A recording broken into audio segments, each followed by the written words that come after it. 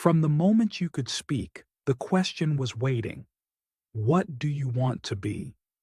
As if you were a project in progress, as if your value was measured by future outcomes. School asked for your goals. Work asked for your vision. Society asked for your contribution. And somewhere along the way, you learned a dangerous belief. If I don't have a purpose, something must be wrong with me. So you searched. You followed passion, chased goals, crafted a why. But beneath it all, a quiet fear remained. What if I never find it? This is the silent suffering of so many. The anxiety of not having a clear direction in a world that worships clarity. But Zen doesn't ask, what is your purpose? Zen asks, can you simply be? Not to produce, not to achieve, but to exist, without explanation. From the start, your worth was tied to achievement, grades, awards, promotions. Every step of life came with a box to check, a metric to hit. You learned to chase goals not just to grow, but to prove that you mattered. And so you became a list of accomplishments, a resume of efforts. But something subtle happened. You started to view yourself not as a person, but as a project, always in development, always incomplete. What's next? Became the default question. And rest? Only allowed after results. The moment you stop pursuing, the system calls you lost. But Zen has no scoreboard, no life plan, no final objective. It asks not what you're aiming for, but what you're running from. Because a life built only on goals forgets how to simply live. And maybe purpose was never meant to be chased. Maybe it was always meant to unfold when you stop measuring. We are told to become successful, become wise, become someone who made it. But Zen offers a quieter path, not of becoming, but of being. It asks, what if there's nothing to become? What if you're not a seed turning into a tree, but the whole forest already complete? This doesn't mean you stop living. It means you stop trying to earn your existence. Zen says, you are not broken. You are not behind. You're not in need of a label. The idea of purpose implies you're not enough as you are. But in presence, in breath, in silence, everything is already fulfilled.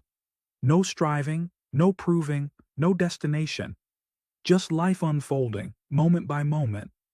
You don't need to become something. You just need to stop forgetting that you already are. Find your purpose. It sounds noble, empowering. But look closer, and you'll see it printed on books, posters, coffee mugs, ad campaigns. Why? Because purpose sells. If you're told you must have a mission, you'll keep searching. And while you search, you'll buy courses, coaching, gear, gurus. The modern self-help industry is not built on peace. It's built on your discomfort, your fear of drifting, your hunger for clarity. And so, purpose becomes a product. It's packaged as a lifestyle, marketed as identity.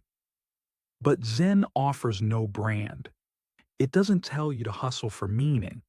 It asks you to stop, to sit, to realize you don't need a reason to exist.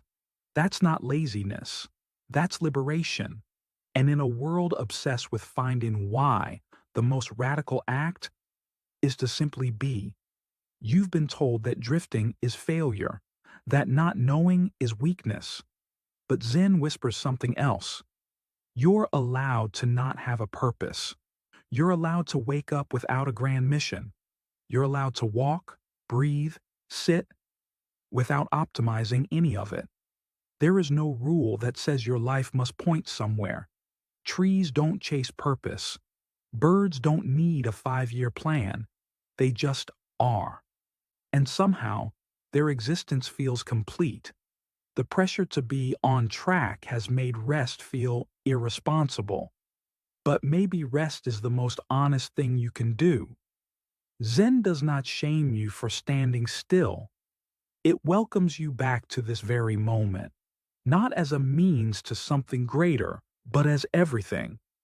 You are not behind. You're not late. You are here. And that's enough. What if you stopped asking, what's the point? What if life didn't need one? Not because it's meaningless, but because it's already full. The flower doesn't bloom for meaning. The breeze doesn't blow for purpose. And yet, they move us. There's a kind of peace that doesn't come from figuring it out. It comes from letting it be. No more reaching, no more explaining, just being. With all of it. The silence, the breath, the ordinary. Zen says, the moment is the teaching, not what it leads to, not what it achieves. Just this.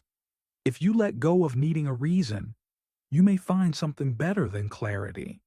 You may find rest, not because you figured out your life, but because you finally stopped trying to solve it. And in that space, meaning appears, not as an answer, but as a presence.